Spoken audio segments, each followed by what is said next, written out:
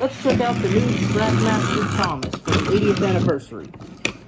Thomas looks incredible. Absolutely great. Despite a few things I wish he didn't have, he looks great. The face mold is absolutely perfect. I don't think there's really anything I would change about the mold. The mold looks great. There are a few things I would change, and I probably will end up changing on my copy. First of all, the thing I won't be able to do anything about is these splashes. I think this is supposed to be like mud or water or damage of some sort. Scratches? I don't know. But I just wish it wasn't on here. The rivets, though, the rivets look incredible. But I love all of the little details. My cat's meowing. I wish it had the red lining on the back as well as more rivets, which I probably will try and fix on mine, as well as a painted lamp iron. Something I'll probably end up doing. I'll also probably end up actually painting the whistles, which are molded, which do look really good. And I'll probably paint a little bit of silver on the face of the lamp. And probably paint these lamp irons black, as well as this molded coupler on the front. Very nice addition, though. But other than that, I have no qualms with it. It rolls, of course, fairly slowly compared to James. I had a race with the two. James won both times. Big surprise. But yeah, this just looks incredible. By the way, that's my video playing in the background from my main channel. Check it out, Riveted Rail Fan. It'll be in the video or in the comments. But yeah, Thomas looks good, runs pretty well, and I have really no problems with it. So size comparison, let's take a look at the trucks next to it. About probably a good size. But let's take a look at the trucks real quick. The trucks look great. They both have this face, so I don't have one that has the different faces on them. They're just both the laughing or whatever. They have little rust pieces all over them. Pretty cool.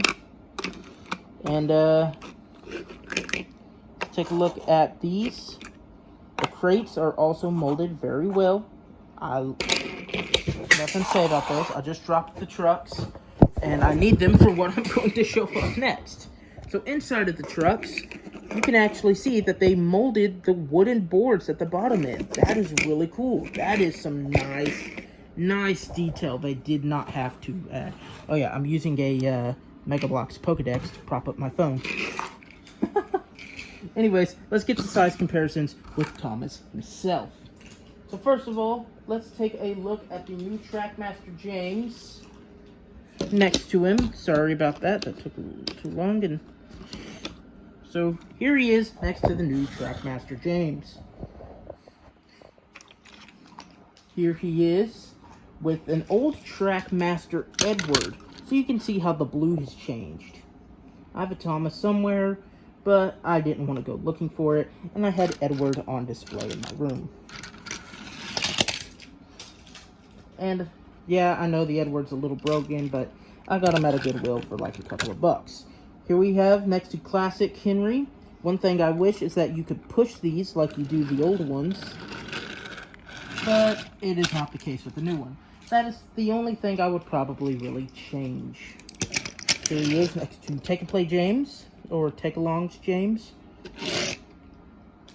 I probably should have brung a Thomas out at some point, but oh well. Here he is next to Wooden Railway Henry. Here he is next to Wooden Railway James. Those two are also on display in my room. Here he is next to Hallmark's in scale Southern Pacific GS4 number 4449. But that's in scale, so. Here it is next to HO scale Norfolk and Western 1776. Happy late 4th of July. That was on my birthday the other day.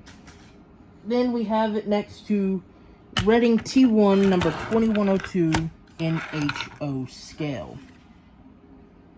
There you go. I have the Tinder with me, but I just decided not to put it up for time-wise.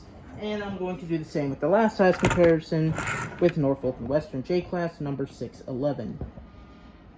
So there you go. It's about HO scale size. A little tall, but whatever.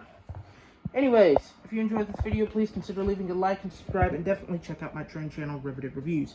And, yeah, goodbye.